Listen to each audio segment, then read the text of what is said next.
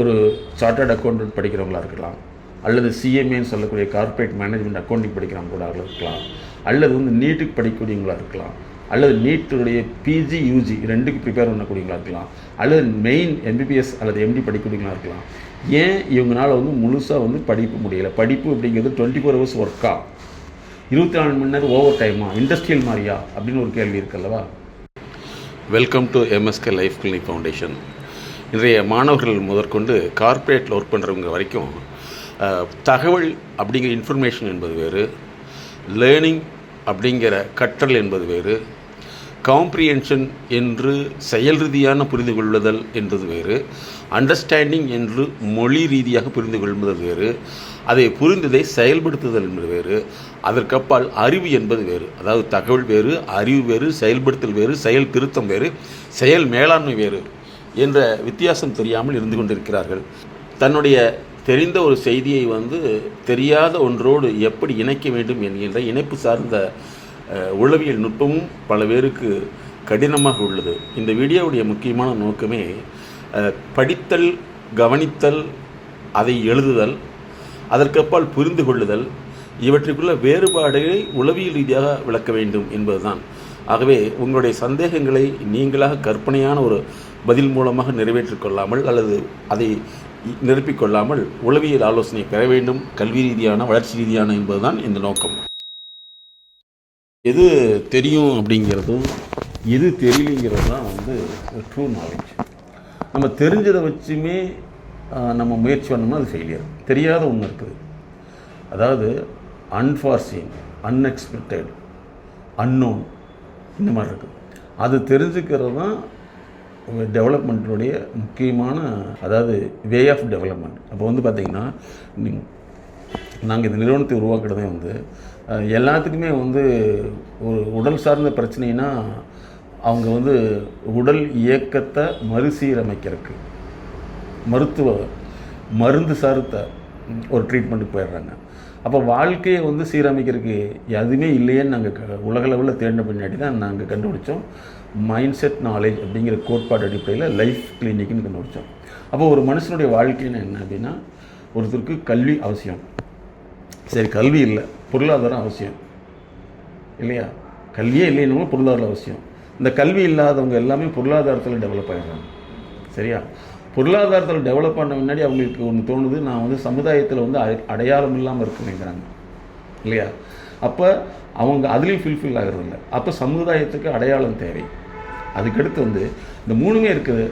ஆனால் வந்து எனக்கு திடீர்னு வந்து ஒரு குறிப்பிட்ட ஏஜுக்கு பின்னாடி, ஒரு சூழ்நிலைக்கு பின்னாடி, ஒரு பாதிப்புக்கு பின்னாடி வந்து உடல் ஆரோக்கியம் கெட்டு போச்சு. அதுக்கு காரணமாக வாழ்க்கை பாதிப்பு. அது வந்து பொருளாதார இழப்பாக இருக்கலாம், உறவுகள் இழப்பாக இருக்கலாம், அல்லது உறவுகள் புறக்கணிப்பு, சமுதாயத்தில் வந்து அசிங்கப்படுறது, சமுதாயம் புறக்கணிக்கப்படுறது, இதெல்லாம் அவங்க வாழ்க்கையில் வந்து ஒரு பிரச்சனையாக ஏற்படையில் அது உடல்நிலையாக கன்வெர்ட் ஆகுது.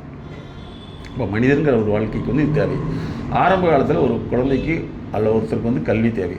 அந்த கல்வியில் ஏற்படக்கூடிய தடைகள் என்ன அப்படிங்கிறத நாங்கள் பல்வேறு ஆங்கிளில் கண்டுபிடிச்சோம்.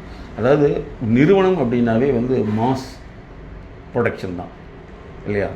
அதாவது வந்து ஒரு சைக்கிளுக்கு ஒரு வீலுங்கிறது வந்து ஒன்று மட்டும் தயாரிக்கல, லட்சக்கணக்கான வீலை தயாரிக்கிறாங்க. அப்போ ப்ரொடக்ஷன் எல்லாமே மாஸ். நாங்கள் என்ன செஞ்சோம்னா டெவலப்மெண்ட்னாவே ஸ்பெசிஃபிக், ரிசர்ச் அண்ட் டெவலப்மெண்ட் தான் சொல்கிறாங்க, ரிசர்ச் அண்ட் ப்ரொடக்ஷன் சொல்கிறது கிடையாது. அப்போ டெவலப்மெண்ட்னா ஒன்றை வச்சு டெவலப் பண்ணுறது. அப்படி பார்க்கையில் வந்து ஒருத்தர் வந்து படிக்கிறதுக்கு, அது ஆணாக இருக்கலாம் பொண்ணாக இருக்கலாம், எது தடைவாக இருக்குது அப்படிங்கிறது பார்த்து அதை படிப்புங்கிற விஷயத்துக்குள்ள, அதாவது என்னென்னா ஸ்டடி அப்படிங்கிறது வேறு, லேர்னிங்கிறது வேறு. லேர்னிங்குள்ளே என்ன இருக்குது? ரீடிங் இருக்குது, காம்ப்ரிஹென்ஷன் இருக்குது, அண்டர்ஸ்டாண்டிங் இருக்குது, ரைட்டிங் இருக்குது, ரீகாலிங் இருக்குது, ரீடென்ஷன் இருக்குது, ரிப்பீட்டேஷன் இருக்குது, அதே மாதிரி ரீஃபார்மேஷன் இருக்குது. இவ்வளோ விஷயங்களை தடை ஏற்படும். இத்தனையுமே வந்து ஒரு குறிப்பிட்ட ஸ்டோரேஜ் பண்ணி அது தேவைப்படுறப்ப வெளியில் வரணும். இப்போ இவ்வளவு தடைகளை அதை கிராஸ் பண்ணி வர முடியாதனால தான் நிறைய பேர் படித்து வேலைக்கு போகிறாங்க. ஆனால் வேலை கொடுக்குறவங்க யார் படிக்க வச்சா அப்படின்னு ஒரு கேள்வி இருக்குல்ல. எதுக்கு நீங்கள் போகிற? வேலைக்கு போகிறேன். சரி, வேலை கொடுக்குறவங்களுக்கு யார் படிக்க வச்சான்னு கேள்வி கேட்டால் ஒன்றுமே இல்லை இல்லையா? அப்போ நான் படிச்சுக்கிறேன், எனக்கு வேலை கொடு. அப்போ வேலையை உருவாக்க தெரியாத செயல்நிலை, அறிவு நிலை, இதுதான் நம்ம கற்றுக் கொடுத்துருக்காங்க இல்லையா? இதில் தான் நிறைய பேர் ஃபெயிலியரை என்ன செஞ்சிடறாங்க, ஏதாவது செஞ்சால் நமக்கு கிடைக்குமா, மூன்றாம் தரமாக யாராவது ஒரு சக்தி வந்து நமக்கு டெவலப் பண்ணோம்னா எந்த சக்தி டெவலப் பண்ணார் இல்லையா? ஸோ இதை மாற்றுறது தான் முக்கியம். அப்போ என்னென்னா சோஷியல் கண்டெக்ஸ்ட் ஆஃப் வியூவில் வந்து ஒரு சார்ட்டர்ட் அக்கௌண்டன்ட் படிக்கிறவங்களா இருக்கலாம், அல்லது சிஎம்ஏன்னு சொல்லக்கூடிய கார்ப்பரேட் மேனேஜ்மெண்ட் அக்கௌண்டிங் படிக்கிறவங்க கூட இருக்கலாம், அல்லது வந்து நீட்டுக்கு படிக்கக்கூடியவங்களா இருக்கலாம், அல்லது நீட்டுடைய பிஜி யூஜி ரெண்டுக்கு ப்ரிப்பேர் பண்ணக்கூடியவங்களா இருக்கலாம், அல்லது மெயின் எம்பிபிஎஸ் அல்லது எம்டி படிக்கக்கூடியவங்களா இருக்கலாம். ஏன் இவங்களால் வந்து முழுசாக வந்து படிப்பு முடியலை? படிப்பு அப்படிங்கிறது 24 hours ஒர்க்கா, 24 மணி நேரம் ஓவர் டைமா, இண்டஸ்ட்ரியல் மாதிரியா அப்படின்னு ஒரு கேள்வி இருக்குல்லவா? ஒருத்தர் 24 மணி நேரம் உழைச்சா தான் சாப்பிட முடியுது அப்படின்னா அவருடைய உழைப்பை என்ன? அவர் உழைப்பை நிறுத்திட்டாருன்னா வாழ முடியாது. அதே மாதிரி இவங்க டியூஷன் டுடோரியல் போகலின்னா படிக்க முடியாது. அப்படிங்கிற விஷயத்துக்காக நாங்கள் வந்து ஃபஸ்ட்டு என்ன கண்டுபிடிச்சோம்னா லேர்னிங் கிளினிக் கண்டுபிடிச்சோம். லேர்னிங்கில் உள்ள காம்பனண்ட்டை தனித்தனியாக பிரிச்சிட்டோம். காம்ப்ரிஹென்ஷன் கிளினிக், ரீடிங் கிளினிக் கண்டுபிடிச்சோம். இப்போ ஒவ்வொன்றையும் வந்து அவங்கள வந்து முறைப்படுத்திட்டா அவங்களால மிகப்பெரிய சாதனை மனிதராக மாற முடியும். படிப்புங்கிறது வந்து லைஃப் லாங்காக படிக்கிறதா? அதாவது படிப்பு அப்படிங்கிறத நான் எந்த கண்டெக்ஸ்ட்டை சொல்கிறேன்னா, ஒரு மொழி கற்றல், அந்த மொழியை வந்து திருப்பி திருப்பி சொல்லி கொடுத்தா தான் உங்களுக்கு புரியுமா அப்படின்னு ஒரு கேள்வி இருக்குது. நாங்கள் 2 நாளைக்கு முன்னாடி ஒரு ஸ்ட்ரீட்டில் போயிட்டுருந்தோம். ஒரு கூட்டம், ஒரு கல்யாண மண்டபத்தில் கூட்டமாக இருந்தது. மேடம் கேட்டாங்க, என்ன எவ்வளோ கூட்டம் கேட்டால் அது டியூஷன் சென்டர். அப்போ அவங்க யார் இருக்காங்க, நல்லா டீசெண்டாக ட்ரெஸ் பண்ணியிருக்காங்க, காஸ்ட்லியாக ட்ரெஸ் பண்ணியிருக்காங்க. ஆனால் அங்கே போய் சொல்லி கொடுத்தா தான் படிப்பாங்க அப்படின்னா இவங்க சொல்லி கொடுத்தா தான் வேலை செய்வாங்க. இது வந்து எஜுகேஷனே வந்து எப்படி இவங்க கன்சிடர் பண்ணிட்டாங்க. இவங்க மட்டும் இல்லை, பேரண்ட் அல்லது சமுதாயம் என்ன சொல்லி கொடுத்ததுன்னா, நீ சொல்லி கொடுத்தா பாஸ் ஆகிடுவா, அப்போ சொல்லி கொடுத்தா வேலை செய்வா, சொல்லாமல் வேலை செய்கிறது யார்? ஒரு கேள்வி இருக்குல்லவா? இதுதான் வந்து ஏடிஹெச்டின்னு சொல்கிறோம். இவங்களால வந்து கவனத்தை செயல்படுத்த முடியாது, கவனத்தை மாற்றி அமைக்க முடியாது. இவங்களுக்கு வரக்கூடிய குழந்தைகள் எப்படி இருக்கும்? இதே தானே, இந்த டிஎன்ஏ தானே வரும் இல்லையா? இதை மாற்றுறதுக்கு தான் வந்து நாங்கள் ஒரு ஸ்டேஜாக கொண்டு வந்தோம். லேர்னிங்கில் வந்து நிறைய டைப் கண்டுபிடிச்சோம். அதாவது அகாடமிக் லேர்னிங் தெரியும், கார்ப்பரேட் லேர்னிங் தெரியும், பிஹேவியர் லேர்னிங் தெரியும், கம்யூனிகேஷன் லேர்னிங் தெரியும், அதே மாதிரி வந்து உங்களுடைய டெவலப்மெண்டல் லேர்னிங் தெரியும். இப்படி கொண்டு வந்தோம். அப்போ ஒவ்வொன்றுக்குள்ள ஒரு காம்பனண்ட்டை மாற்றையில் ஒரு மனிதன் வந்து சிறப்பாக செயல்பட முடியுங்கிறத காரணம். இப்போ ஒருத்தனால வந்து அதிக நேரம் உட்கார முடியல அப்படின்னா அதை வந்து நாங்கள் எப்படி பிரிக்கிறோம்னா ஹைப்போகினஸ்டேட்டிக்னு சொல்கிறோம். அவங்களால ரொம்ப நேரம் இருக்க முடியாது, உடல் இயக்கம் அதிகமாக இருக்கும், மன செயல்பாடு குறைவாக இருக்கும். ஹைப்பர் ஆக்டிவிட்டினா உடல் இயக்கம் அது ரொம்ப அதிகமாக இருக்கும், சரியா? ஹைப்போனா உடல் இயக்கம் இருக்காது. அப்போ ரெண்டுமே மாறுபட்டு இருக்கும். அப்போ ரெண்டையும் வந்து முறைப்படுத்துறதுக்காக தான் வந்து அவங்களுக்கு வந்து ஃபஸ்ட்டு வந்து ஒரு இடத்துல வந்து இதை கான்சன்ட்ரேஷன் நாங்கள் சொல்கிறதில்ல, ஒரு இடத்துல வந்து அந்த செயல்பாட்டை செய்கிறது. இந்த கான்சன்ட்ரேஷனுங்கிறது வந்து நிறைய தப்பான அர்த்தங்கள் இவங்களே சொல்லி கொடுத்துறாங்க. நம்ம கான்சன்ட்ரேஷன் பண்ண முடியல, கான்சன்ட்ரேஷன் பண்ணல, மென்டல் கான்சன்ட்ரேஷனாக தான் கரெக்டாக இருக்காப்புல. எந்த மென்டலாவது ஆக்சிடென்ட் ஆகிருக்குதா சொல்லு? ரோட்டை கரெக்டாக கான்சன்ட்ரேட் தானே கிராஸ் பண்ணுறேன், ஏன் அவங்களால டெவலப் ஆக முடியல? கரெக்டாக.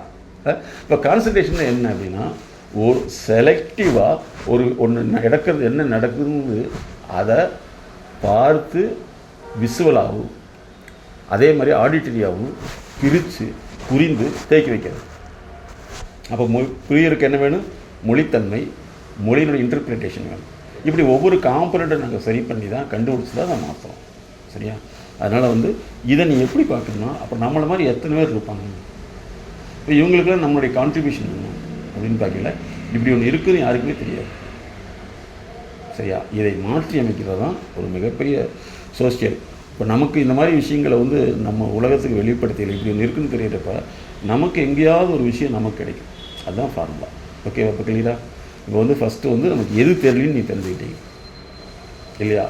எது தெரியலேன்னு தெரிஞ்சுக்கிறதும் எது இருக்குதுன்னு தெரிஞ்சுக்கிறதும் வித்தியாசம் இருக்குது இல்லையா?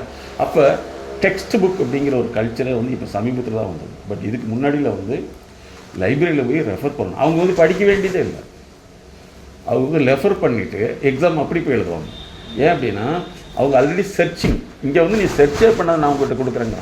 அதாவது வந்து என்னென்னா ஒருத்தர் வந்து உணவை எடுத்து அதை சாப்பிட்றக்கும் ஒருத்தர் வந்து ஊட்டி விடுறக்கும் நீ எதுவுமே செய்ய வேண்டாம், வயிற்றில் ஓட்டையை போட்டு நேராக இறைப்பைக்குள்ள உணவு செலுத்துகிறேன் அப்படின்னு சொல்கிறதுக்கு வித்தியாசம் இருக்குதுல்லவா இல்லையா?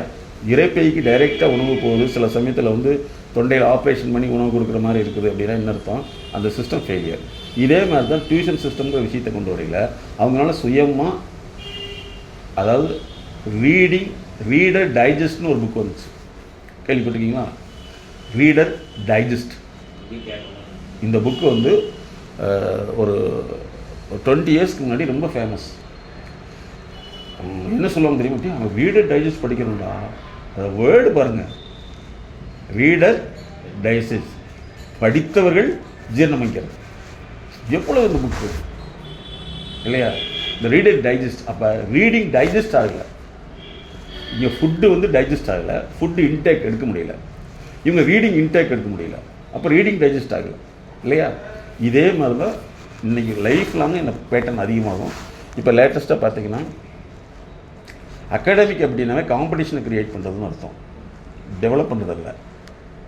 அகாடமி இப்போ சைனாவில் ஒரு அகாடமி கிட்டத்தட்ட வந்து 1 லட்சத்துக்கு மேற்பட்டவங்க எக்ஸாம் எழுதியிருக்காங்க ஆர்ட்டு கிளாஸுக்காக. அதில் வந்து 16,000 பேர் தான் வந்து சக்ஸஸ் ஆகியிருக்காங்க. அப்போ என்ன காம்படிஷன் வந்து run to all, running the all இல்லையா? அங்கே வந்து போட்டி தான் இருக்குமே தவிர காம்படிஷன்ட்டே இருக்குமே தவிர காம்ப்ளிமெண்ட்டாக அவங்க டெவலப் ஆகிறது இருக்காது.